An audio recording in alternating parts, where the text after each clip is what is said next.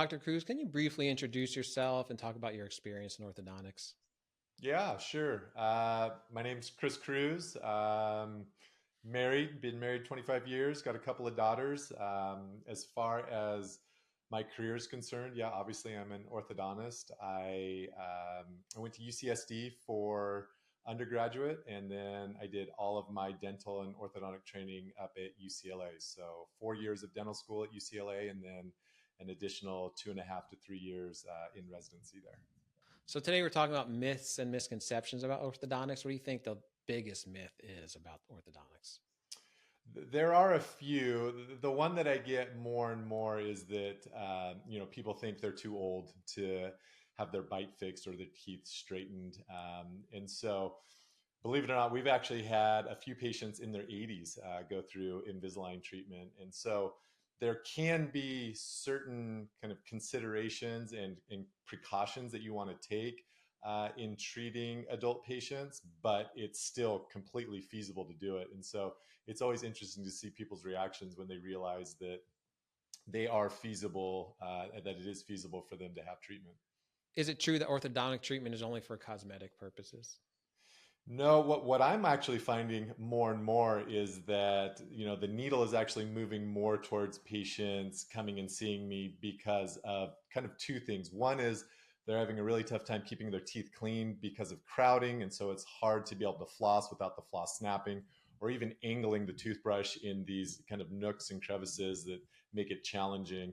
And then the other reason is tooth wear. So for whatever reason, maybe it's just society's getting more and more stressful, but we have more and more patients that are grinding and clenching at night. And as a result of that, if you have a deep bite, if you start with a deep bite and you're grinding, you end up sort of wearing down or mowing down your lower front teeth in particular. And so patients will come and see us so that we can correct their bite and then, finish them off with a night guard or some sort of Invisalign retainer so that they stop wearing their teeth down.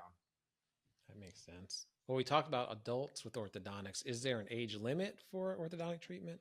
Nope, no age limit. Yeah, like I said, I think 86 is the oldest patient that I've had. She was a sweetheart. She was amazing. So, yeah, definitely no age limit. I guess one thing I'll say and kind of precaution people with is that some offices can get a little overzealous in trying to treat patients that are too young, and so in my opinion, 7 or 8 years old is probably the youngest that we would consider treating a patient.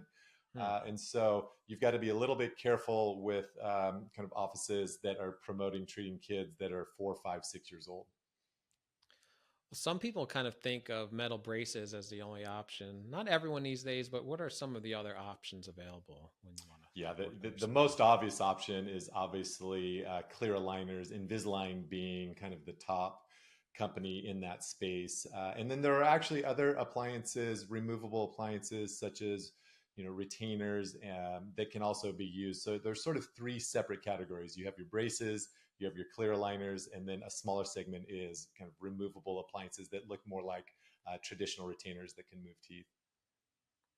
What about the idea that orthodontic treatment can be very painful? That's a great one. I feel like that's the one segment over the last decade or two that's made great strides. I mean, it's not to say that you can't do orthodontic treatment that is still extremely painful if you do it what I would describe as the old school way. But there are newer ways and newer technologies. So I know you and I have talked a little bit about it in the past. The wires that we Mhm. use now can provide much lighter force, and so patients aren't nearly as sore.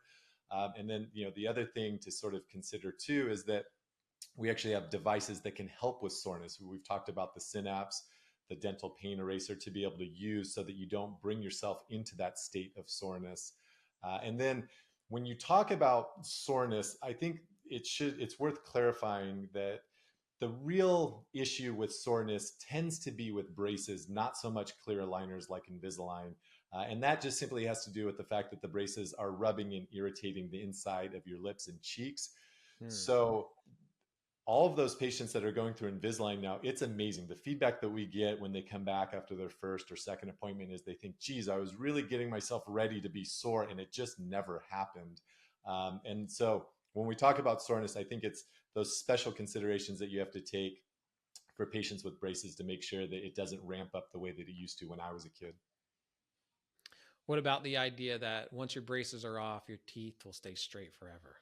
Oh gosh, don't get me started on that one. So I think you and I, Rich, we've talked about bonded retainers or permanent retainers. So the first 10, 15 years of my career, Yes. we would give all of our patients removable retainers, and rely on our patients at being, diligent and compliant and consistent with wearing those retainers. And it's tough. I don't want to make it seem like it's just so easy to be, compliant with wearing a retainer year after year. But to answer your question, teeth will always shift throughout life, period. And it happens differently depending on the individual. Some people have teeth that are fairly stable and they barely budge, after years of having their braces or Invisalign done. And then some patients, literally after a week of having braces removed, those teeth are already on the move again. And so Wow. there are certain aspects that are just dependent on the individual. And so what we do now is we like to do what are called bonded retainers. They're little wires that we glue behind the teeth. Nobody sees them. They're sleek and flat, so they're comfortable.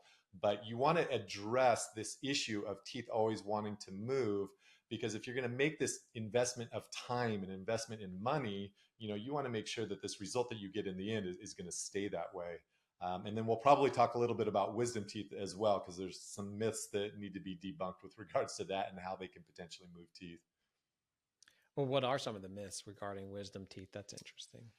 There are a couple. One is that wisdom teeth are what caused their front teeth to become crowded. And it's a bit of a gray area. So, yes, sometimes patients will have wisdom teeth that can push other teeth around, but it's not always the case. I've seen a number of patients that have impacted wisdom teeth, and those wisdom teeth didn't negatively affect the position of teeth at all. And we monitored those patients over the course of many years.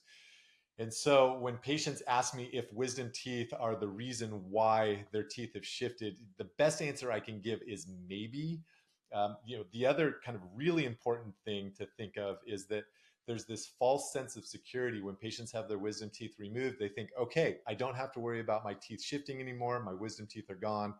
And it's just not true. I mean, what I have to explain to all of our patients is that teeth will shift throughout life, period. And that's true for everybody. Generally speaking, teeth will drift from the back of the mouth towards the front. And so that's usually why you see all of this crowding develop amongst the lower front teeth. Those are Yeah. the teeth that get pushed and start overlapping. And so it's really important to let our patients know that even if your wisdom teeth are gone, it doesn't mean you're in the clear, that your teeth are still going to have this tendency to want to shift.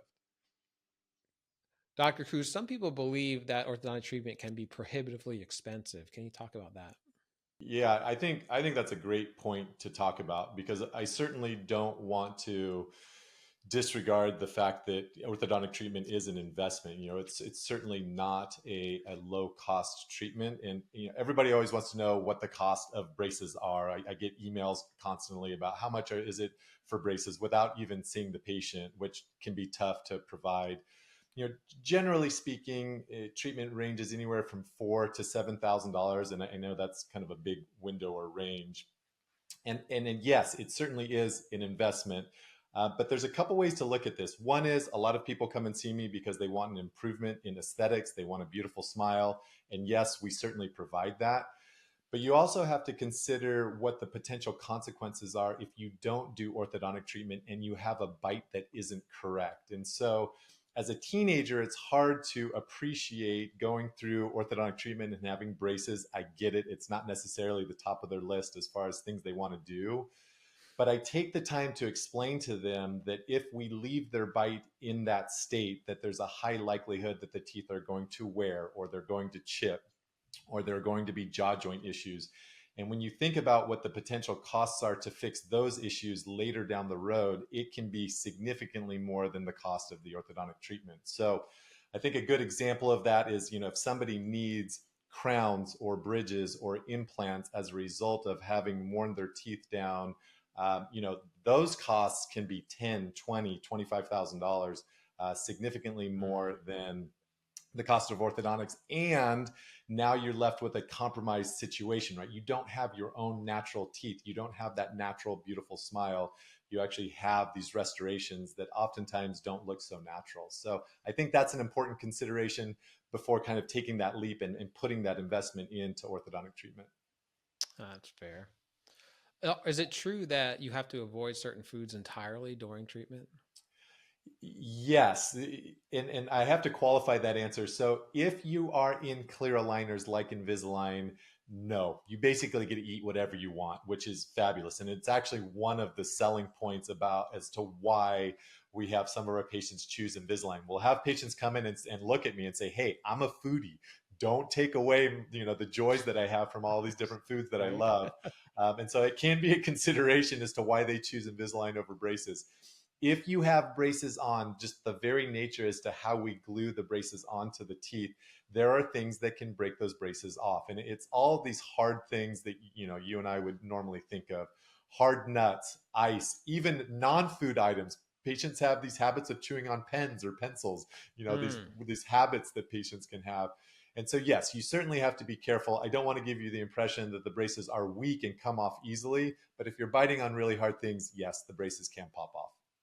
Okay, so some people think orthodontists are just glorified dentists. Can you explain the difference between the two of these people?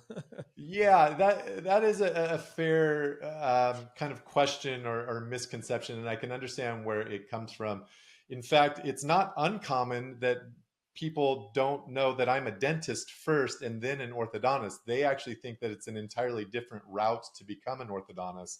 Ah, And so, the general route is that we all go to dental school. So that's 4 years of dental school. And then the difference is to become an orthodontist, you do an additional 3 years of residency. And so you focus in for an additional 3 years specifically on how to move teeth and do it in a healthy way. You understand the growth of jaws, how to change the growth of jaws, especially for some of our younger patients that have underbites or cross bites. And the other important thing to consider too is that there's a reason why that residency is 3 years. If you think about treatment taking a year and a half, sometimes 2 years, it's going to take you at least that amount of time to be able to see a patient all the way through treatment, from the mm, initial phase of treatment all the way through to the end. And so, the world of orthodontics is sort of a slower moving process, right? It's not something that you show up to an appointment, you get the treatment done one time and you're out. And so it takes time to really understand the craft. The other important thing to sort of consider too is that an orthodontic office is just geared differently than a dental office. And so while some dentists do orthodontic treatment, maybe they're only devoting 10-15% of their time to doing orthodontics, and then the other majority of their time is spent on doing all the other things that dentists typically do, like fillings and crowns and cleanings, etc. And then the staffing is different. My staff is exclusively focused on doing orthodontic treatment, and so we are geared towards doing that for every single one of our patients. All of the equipment that we have in our office, all of the instruments that we have, are geared towards providing orthodontic treatment. And then in addition to that, which is a big deal, is scheduling, right? Scheduling can be an issue, especially with busy families and children that have school and sports, etc. And so our scheduling is geared towards providing orthodontic treatment. So when you think about the differences between an orthodontist and a dentist, they are substantial. And yeah, I definitely think it's worth the community understanding that.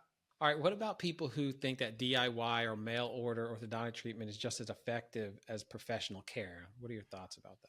Yeah, full transparency. A decade ago, I was very concerned for a number of reasons. One is the idea that people were going to start moving their teeth without having sort of an initial consultation to make sure that they didn't have any disease or any pathology that could potentially be problematic, was definitely a red flag. And then I also, you know, quite frankly, felt threatened that, oh, maybe this is going to put me out of business. But it didn't take long for me to realize that there are major flaws in kind of the do it yourself orthodontic service. In fact, Smile Direct Club, the largest do it yourself orthodontic company, recently filed for bankruptcy, I think within the last 12 months, and is no Hmm. longer in existence. Um, there's something to be said about being able to monitor a patient's treatment. The one really important thing to understand, and it's taken me a while to really embrace it, is that everybody's teeth move differently. And so if this was a cookie cutter type situation where you could provide the same exact treatment to everybody and expect the same exact results, this would be an easy profession. But there really is this blend between science and art in order to achieve ideal results. And so, as it pertains to this do it yourself orthodontic aligners, the problem is that if somebody's wearing an aligner and you don't get the anticipated result, what do you do? And so, if you have an orthodontist that's supervising it, they may have 3 or 4 or 5 other options as to be able to achieve that ideal result. Whereas with the do it yourself aligners, it's one size fits all. And if it didn't give you the result that you wanted, it's sort of tough luck. There's nothing we can do for you. Ah. All right. So what if someone's considering orthodontic treatment, but they're kind of hesitant because of these misconceptions? What's your advice for them? That's also a really good question. And what I would say to that is most orthodontists offer a free consultation. And so it's well worth your while to carve out an hour of your time and go and sit with an orthodontist and have them look at your specific issues, have them listen to your specific concerns, and just hear what that orthodontist has to say as far as what is as feasible, what is possible for you. It's certainly worth your while to get that information. You'd be hard pressed not to justify at least giving it a shot and going and getting that consultation. Well, Dr. Cruz, thanks again for coming on the show. We learned a lot, and we'll see you soon. Yep, my pleasure.